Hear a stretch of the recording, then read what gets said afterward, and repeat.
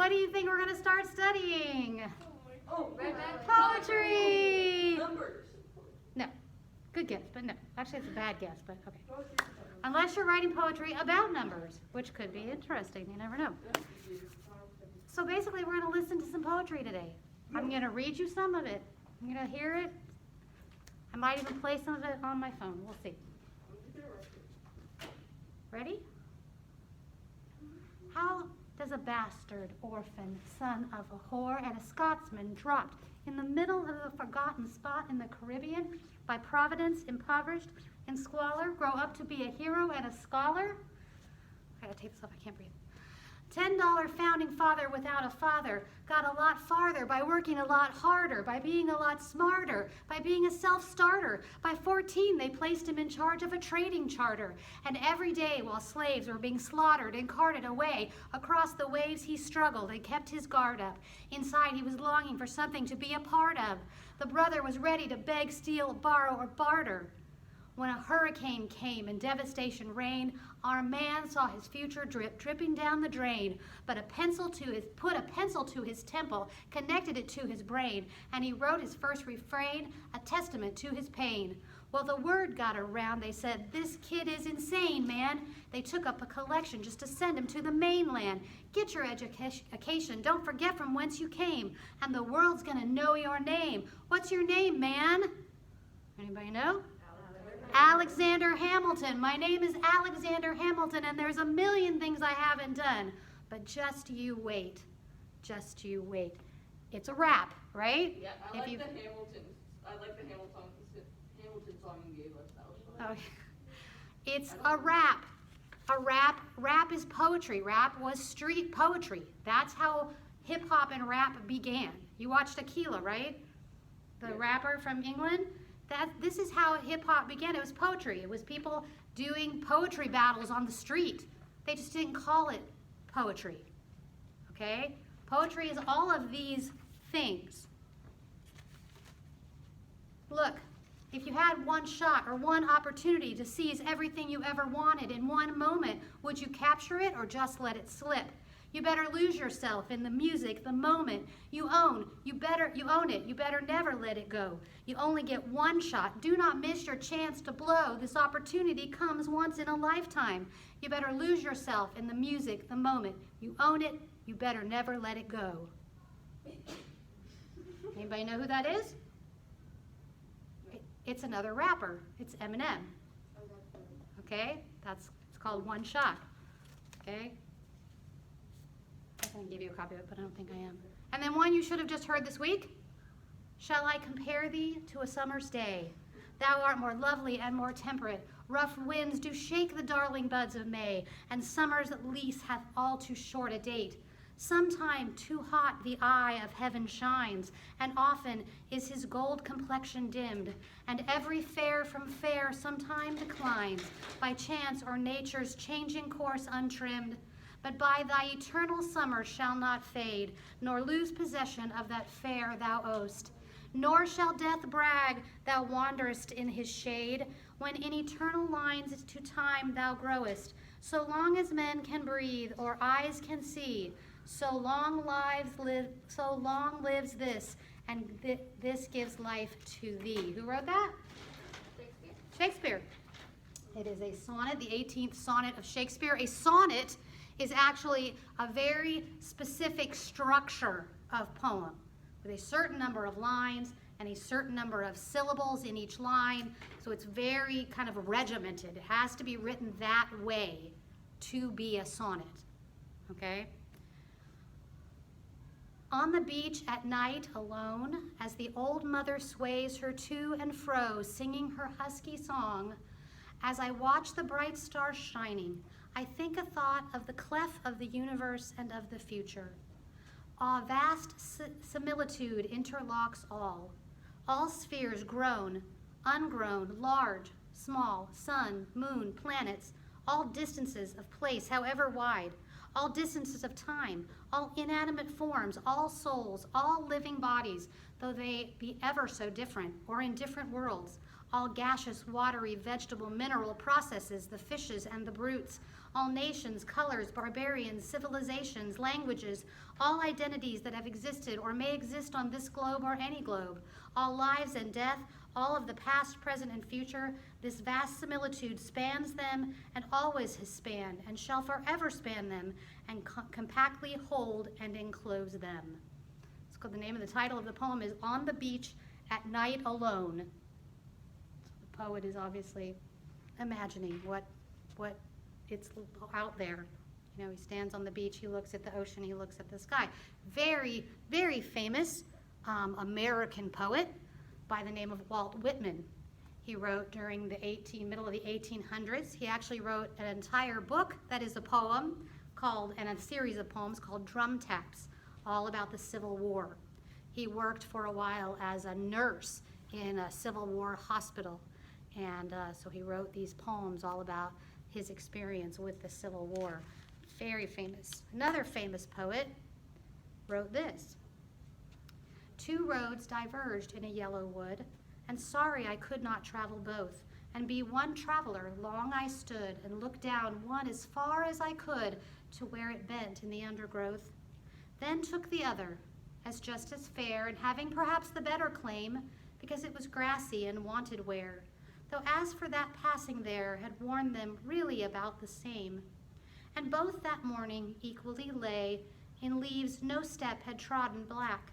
Oh, I kept the first for another day, yet knowing how way leads on to way, I doubted if I should ever come back.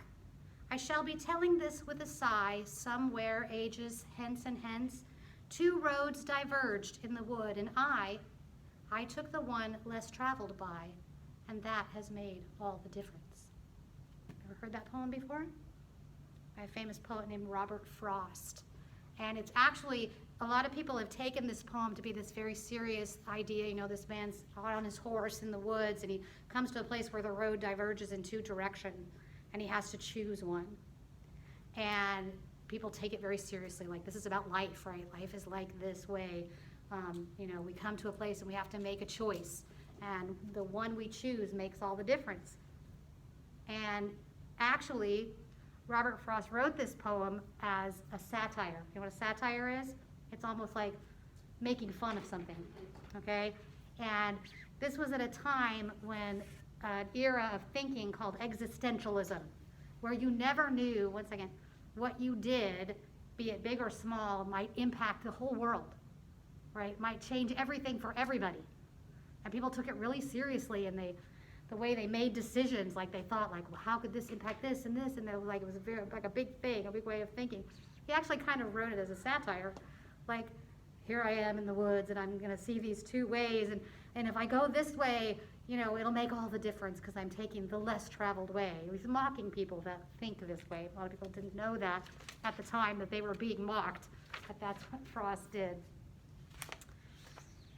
And here's another very, very famous American poet, maybe the most famous female American poet. Because I could not stop for death, he kindly stopped for me. The carriage held but just ourselves and immortality. We slowly drove, he knew no haste, and I had put away my labor and my leisure too for his civility. We passed the school where children strove at recess in the ring. We passed the fields of gazing grain. We passed the setting sun, or rather he passed us. The dews drew quivering and chill, for only gossamer my gown, my tippet only tulle. We paused before a house that seemed a swelling of the ground. The roof was scarcely visible, the cornice in the ground. Since then, 'tis centuries, and yet feels shorter than the day I first surmised the horses' heads were toward eternity. What's the poem about, first of all? What's she writing about? Would you hear the first line? Death. It's about death. It's about death? Because I could not stop for death, he kindly stopped for me. The carriage held but ourselves and immortality. So she's talking about death as being a carriage ride with death, you know, imagining personifying death. That's a poetic tool, personification, taking something that would not normally be something we think of as living and making it alive, which of course death is not living, right? It's the opposite of living. But in this case, she's making it a person, this person of death who has come to get her and take her away. Any guesses who this very famous American poet, female poet, might be? No, that's a good guess though. Emily Dickinson, one of America's greatest poets. No, that's Dickens, different, okay. Well, I was born a coal miner's daughter in a cabin on a hill in Butcher Holler. We were poor, but we had love. That's the one thing that Daddy made sure of. He shoveled coal to make a poor man's dollar. My daddy worked all night in the Van Leer coal mines, all day long in the field a hoeing corn. Mama rocked the babies at night and read the Bible by coal oil light, and everything would start over come break of morn. Daddy loved and raised 8 kids on a miner's pay. Mommy scrubbed our clothes on a washboard every day. Why, I've seen her fingers bleed to complain there was no need. She'd smile in Mommy's understanding way. I have 2 guesses. Yeah. Loretta Lynn. Yes. Oh. It's a song. It's a song called The Coal Miner's Daughter. It's a country song about her own life, a huge, massive hit country song. I have never heard of one person but Shakespeare so far. That's funny. Well, you probably aren't into country music at your house. So, here's another one. If you recognize it, just put your hand up a little bit so I can see it. I'm just curious as I read it. On a dark desert highway, cool wind in my hair, warm smell of colitas rising up through the air. Up ahead in the distance, I saw a shimmering light. My head grew heavy and my sight grew dim. I had to stop for the night. There she stood in the doorway. I heard the mission bell, and I was thinking to myself, this could be heaven or this could be hell. Then she lit up a candle and showed me the way. There were voices down the corridor. I thought I heard them say, welcome to the Hotel California. Such a lovely place, such a lovely face. Plenty of room at the Hotel California. Any time of year you can find it here. Her mind is Tiffany twisted. She got the Mercedes-Benz. She got a lot of pretty, pretty boys that she calls friends. How they dance in the courtyard, sweet summer sweat. Some dance to remember, some dance to forget. It's familiar. It's a very, very famous song from probably the early 1970s. It's called Hotel California by the Eagles. If you've ever heard of the band, the Eagles. Very popular song. I'll play it for you in a minute. Ah, look at all the lonely people. Yeah, Eleanor Rigby. Yes, very good. Eleanor Rigby picks up the rice in the church where a wedding has been, lives in a dream, waits at the window, wearing the face that she keeps in her jar by the door. Who is it for? All the lonely people. Where do they all come from? All the lonely people. Where do they belong? It's a Beatles song, okay? Here's another one. We were both young when I first saw you. I close my eyes and the flashback starts. I'm standing there on a balcony in summer air. See the lights, see the party, the ball gowns. See you make your way through the crowd and say hello. Little did I know that you were Romeo. You were throwing pebbles, and my daddy said, stay away from Juliet. And I was crying on the staircase, begging you, please don't go. And I said, Romeo, take me somewhere where we can be alone. I'll be waiting. All there's left to do is run. You'll be the prince and I'll be the princess. It's a love story, baby. Just say yes. Yes, it's Taylor Swift, of course. She's a poet. All her lyrics are a form of poetry. Okay? How about this one? Her name was Lola. She was a showgirl. With yellow feathers in her hair and her dress cut down to there, she would merengue and do the cha-cha. And while she tried to be a star, Tony always tended bar across the crowded floor. They worked from 8 till 4. They were young and they had each other. Who could ask for more? At the Copacabana, heard that song?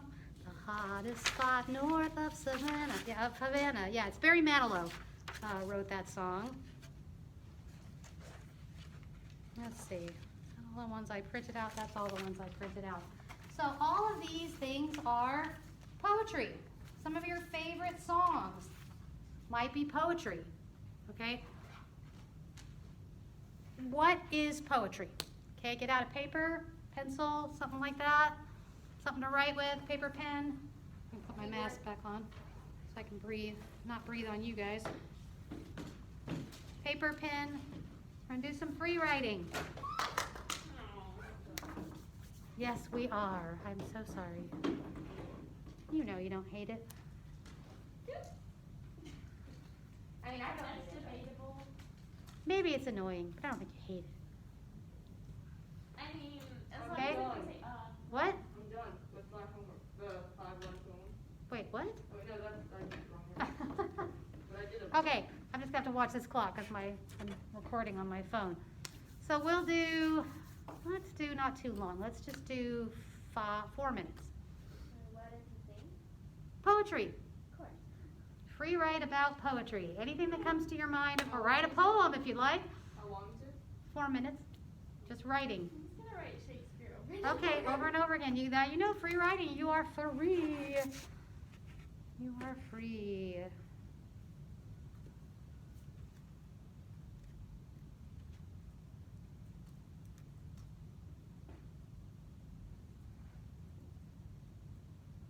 And Amir, if you're watching this video, you can do your free writing too. Has it already started? Yeah? Oh. Oh, go. Sorry. Everybody else was writing. I thought everybody heard me.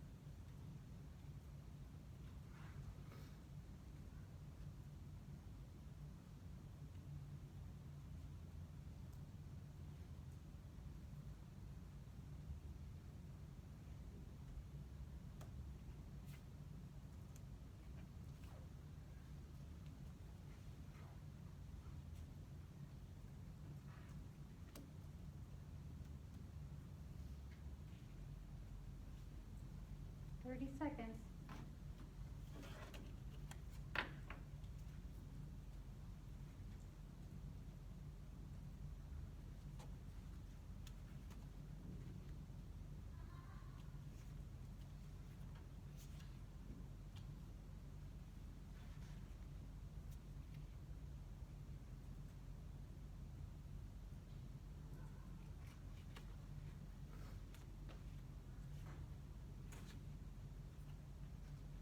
Okay, stop. But keep your paper, because now you're going to write a poem. I'll bring you a... What? Well, you get to write one more. But I'm gonna give you a paint chip. Oh, we did this last week. Just gonna pull them randomly out. Yeah, I finished my. I want it to be a minimum of 5 lines long. I want it to include the words. Wait, what do you mean by five? I got anything in Paris. I got what do you mean by skin? Right, so what am I supposed to do? This is what's On the paper, you write along with the words. I don't know. All right then? What color I want you to include the title somewhere in the poem. The name of the paint. It can either be the title of the poem or it can be included in the poem. Okay? Amir, this one is yours. It does not have to rhyme. Poems, Who came up with these paint names? I have no idea, but they are pretty funny, whoever they are. Okay? I don't even get how this Wait, how do you get this job? What? I don't get how this even relates to my. I know. A lot of times they don't. I have anything to do with the color. Okay, I hope you could see that, Amir. Yours is Sailor's Bay. that one? I was curious. Okay. All right. Go ahead. Did you write it on the same piece of paper? Yeah, use the same paper.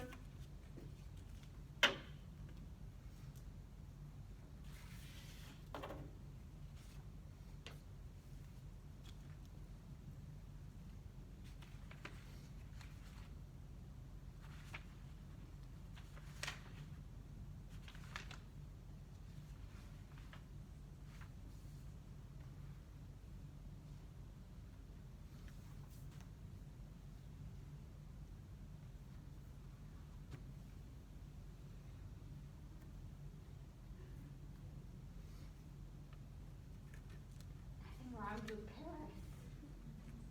Well, don't make it rhyme with anything. Put Paris at the beginning of the sentence and something else at the end of the sentence.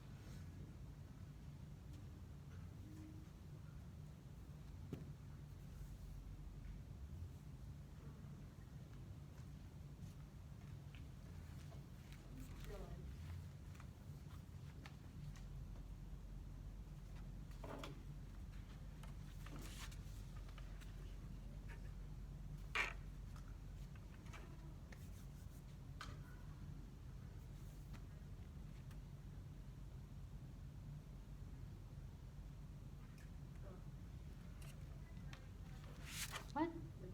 You're done? Okay, just hang on, let everybody else have a chance to finish as well.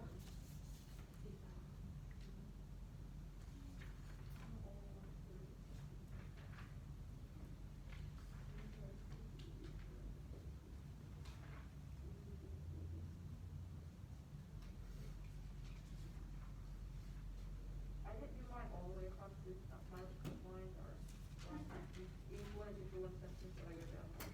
That's one sentence, I go down.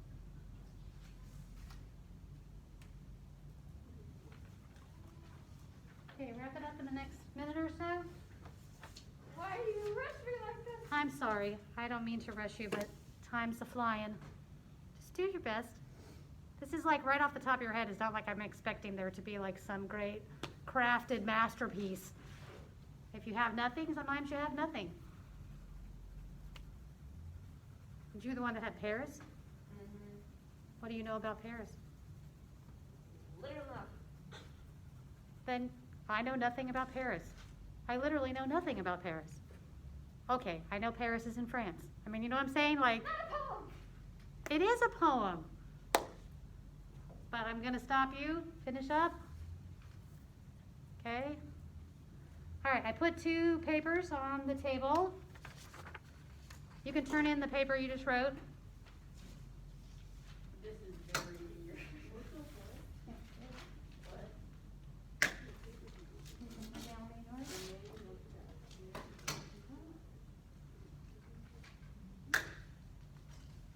I apologize in advance. No, there's no apologizing. There's especially no apologizing for something that someone said, here, do this in 5 minutes. Okay, that's not how works of art are created, y'all. So it's okay. I just wanted you to dip your toe in the water of writing poetry. Okay, first of all, let's just talk for a second about what is poetry. Words. It's words. What's poetry, Drew? What? What's poetry? It is almost, it's words that go together smoothly usually, that will usually have rhyme and rhythm. Very good. That's a good definition. Does it apply to every single poem? Yeah, but I'm not finished, but it doesn't Oh. have to. There's something called free Free verse. Free verse. Free verse, there's also something called stream of consciousness poetry. It's kind of like free writing. It's like whatever comes into your mind kind of goes onto the paper and it becomes a poem.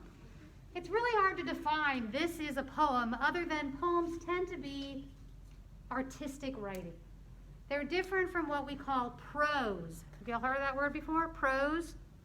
Why am I fogging up all of a sudden? I don't know if any of these are right. Let's see. No. P-R-O-S-E, prose. No, these literally do not write.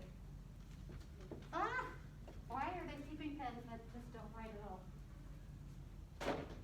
Prose is the writing we read in a book or an essay or a newspaper article. It's straightforward. Every sentence has a capital letter, and it ends with a period or an exclamation point or a question mark. That is prose writing. All right, it's just the way we write.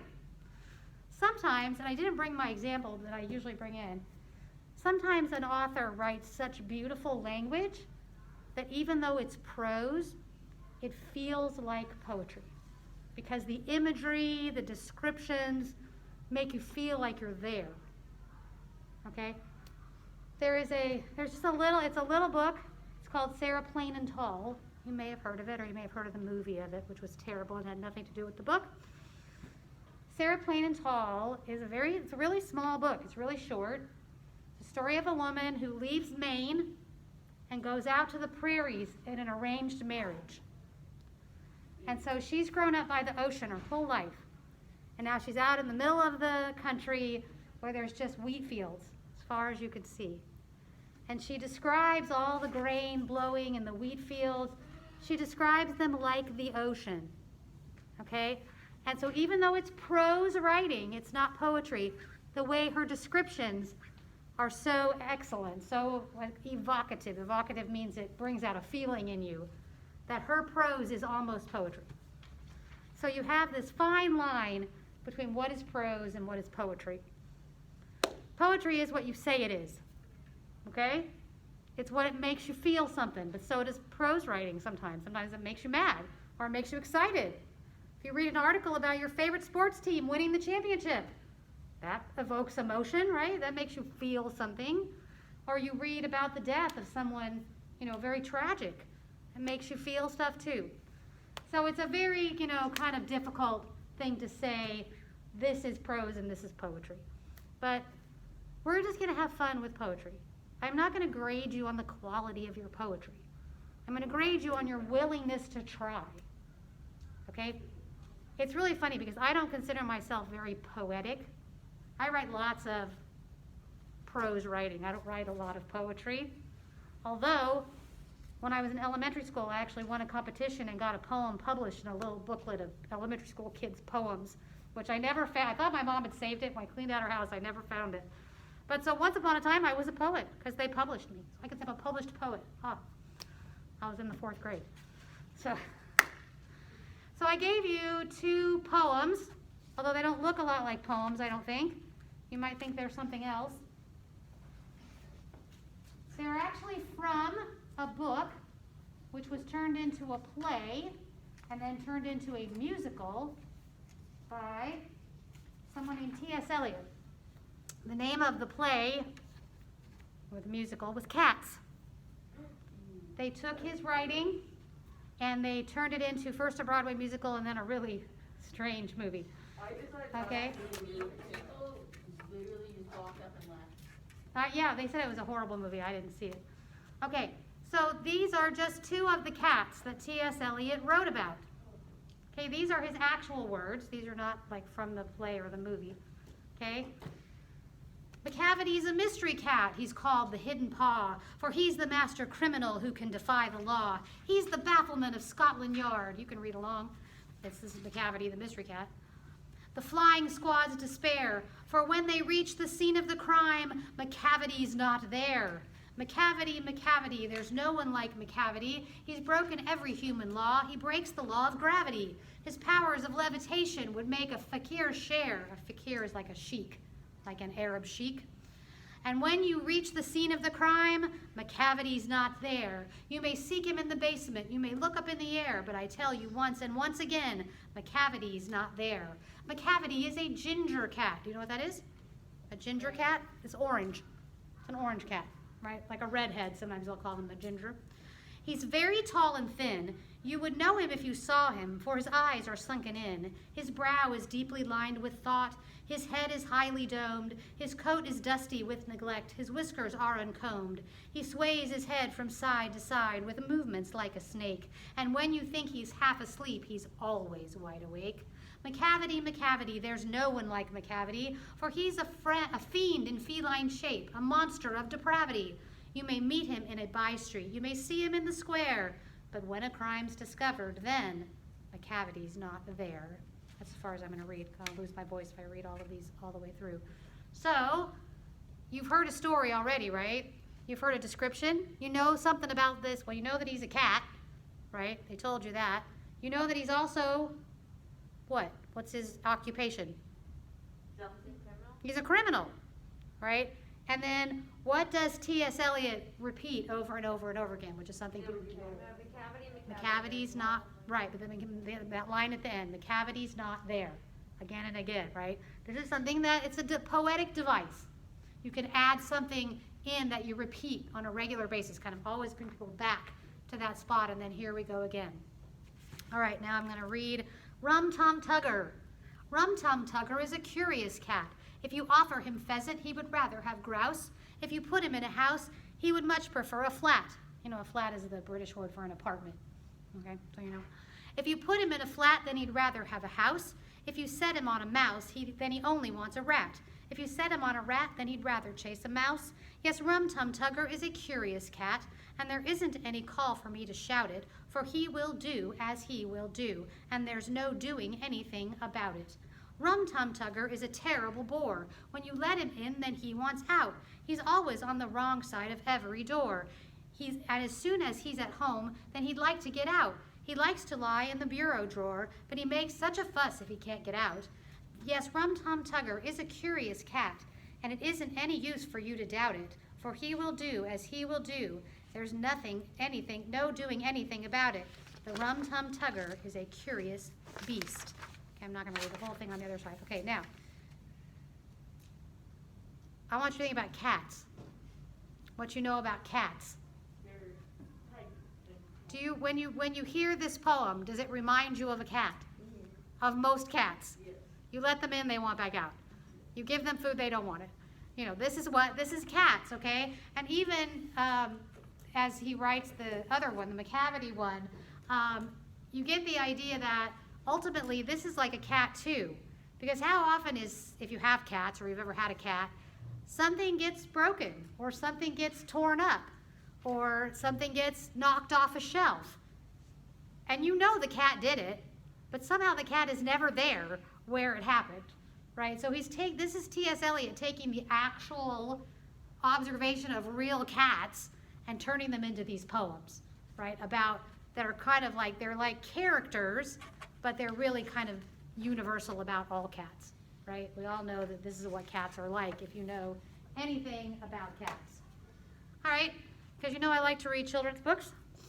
I didn't bring the Giraffe in Half today because we already read the Giraffe in Half, but that's a poem, right? You know who wrote that? Who wrote all those poems like that? Dr. Seuss. No. Shel Silverstein, the Giving Tree guy. Remember? How many of you know Where the Wild Things Are? You know the book The Wild. Well, this is by Maurice Sendak. This is another book by Maurice Sendak. It's called In the Night Kitchen. Try and get it open. It's falling apart. It's been read so many times in my house. Have you ever heard of Mickey? How he heard a racket in the night and shouted, "Quiet down there!" I'll probably take it apart. It's ridiculous. And fell through the dark, out of his clothes, and past the moon and his mama and papa sleeping tight. Into the light of the night kitchen. Nobody over there cares. They're not even looking. No, you're not. Yes, I am. Where the bakers who bake till the dawn so we can have cake in the morn mixed Mickey in batter, chanting milk in the batter, stir it, scrape it, make it, bake it. And they put the batter up to bake a delicious Mickey cake.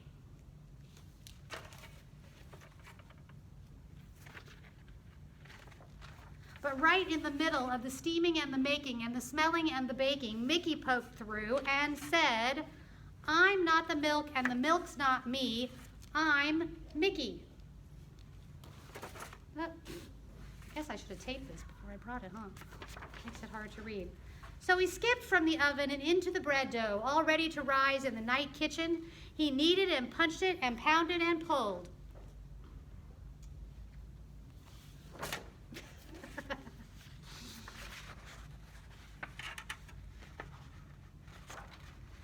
Till it looked okay. Then Mickey in dough was just on his way. When the bakers ran up with a measuring cup, howling, "Milk, milk, milk for the morning cake." "What's all the fuss? I'm Mickey the pilot. I get milk the Mickey way." And he grabbed the cup as he flew up and up and up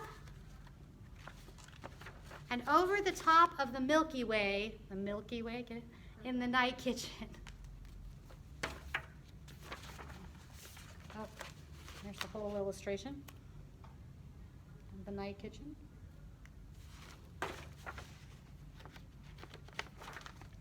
Mickey the milkman dived down to the bottom, singing, "I'm in the milk and the milk's in me. God bless the milk and God bless me."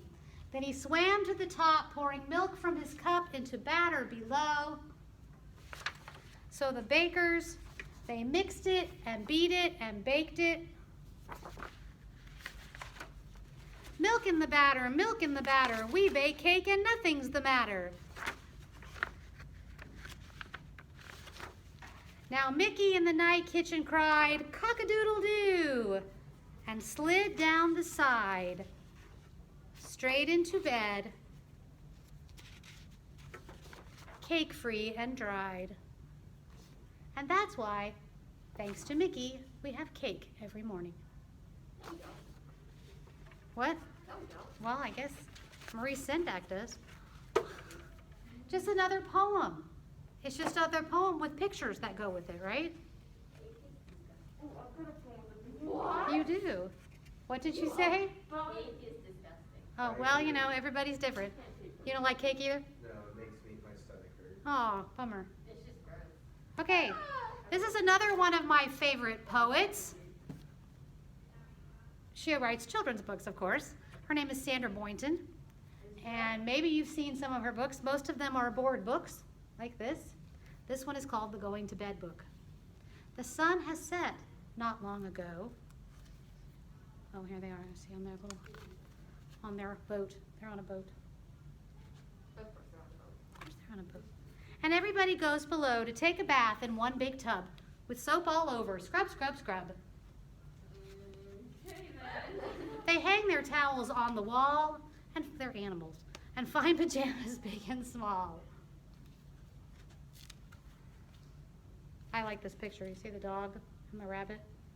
They got their pajamas mixed up. Oh. She draws all the pictures too. She's very clever. With some on top and some beneath, they brush and brush and brush their teeth. And when the moon is on the rise, they all go up, and what do you suppose they do? To exercise. Because that's what everybody does before bed, right? And down once more, but not so fast. They're on their way to bed at last. The day is done, they say goodnight, and somebody turns off the light. The moon is high, the sea is deep. They rock and rock and rock to sleep. Poetry. Is it so hard? Yes. Yes. No, it's not that hard. That rhymed. It's a little harder when you make it rhyme, but it doesn't have to rhyme. It really doesn't. Okay. Okay, I got a couple more. There's one more. You want to hear one more? Sure. Or you want to talk about the Red Badge of Courage? Poem. What? Poem. This is called Maxie. I haven't read you this, have I? Maxie the taxi dog? Nope. Okay. My name is Maxie, and I ride in a taxi. Around the New York City all day, I sit next to Jim. I belong to him, but it wasn't always this way. I grew up in the city, all dirty and gritty, looking for food after dark. I roamed around, avoiding the pound, and lived on my own in the park. One day a car stopped. Its tire had popped. Out stopped a tall man I could see. He came over and said, as he patted my head, "Are you lost? You can come home with me." Did I hear right? Oh boy! My tail wagged with joy. I jumped up right up on the seat. He said, "My name is Jim. I could ride home with him and he'd give me some good food to eat." My wish had come true. I could start life anew. At last I had a warm home with someone to love me and take good care of me. No longer would I have to roam. Jim said, "Your name's Maxie and you'll ride in my taxi. We'll ride all over town. We'll see all the sights, all the streets and the lights. We'll go riding uptown and down. There's so much to see, every building and tree, with people and cars everywhere, all the interesting places, new friends and new faces, each time we pick up a fare."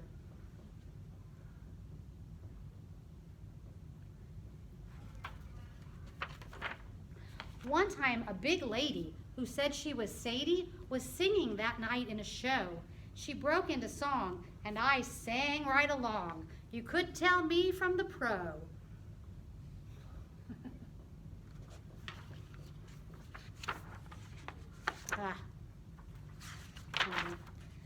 To the hospital quick, my wife is quite sick, cried a man as we stopped for the light. Our baby is due, and like lightning we flew. We made it in time. What a night. Sometimes when it's slow, to the airport we go to wait for a fare and a hot dog we share while we watch the planes take off and land.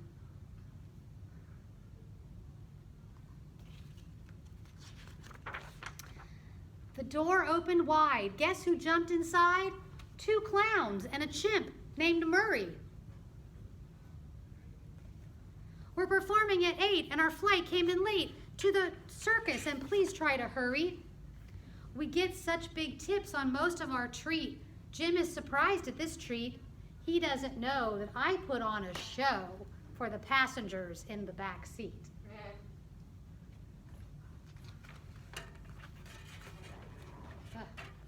And And at the end of each day, when we've earned our pay, we drive the cab back to its spot where our boss named Lou says, "Hi, how'd you do? Have a biscuit." He likes me a lot.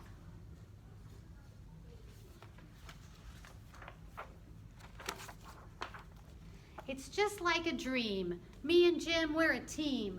I'm always there at his side. We never stand still. Every day is a new thrill. Come join us next time for the ride.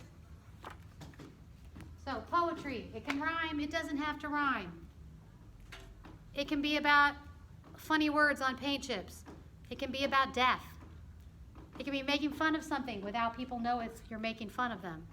Poetry can be a song on the radio. Country music. Anybody in here listen to country music? I don't generally listen to country music, but there was a documentary about country music that got me really interested in the people that make country music. And it's all just poetry, all of it.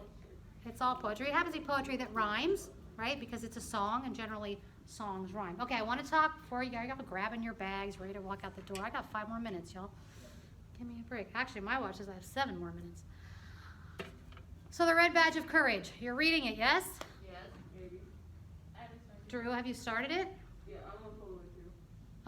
I also finished 5 April. You finished? Oh, good. Excellent.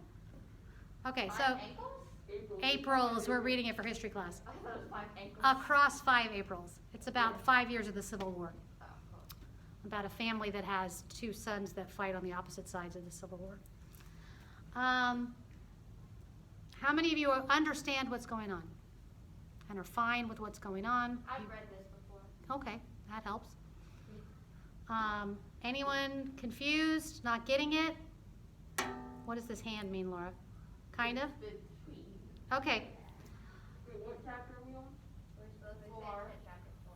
yeah. So, it's about a young man who's a soldier. They call him, what do they call him in the book? Henry, or at the beginning they call him the youth. Okay, and then there's his friend who's the tall one, right? And it's about going into battle. How does that feel? Henry has a lot of feels, you might say. He's afraid, but he wants to be part of it. He wants to be brave. He doesn't want to be a coward. It's not written straightforward, right? Some of it's a lot of just thinking. Y'all know what an impressionist painting is?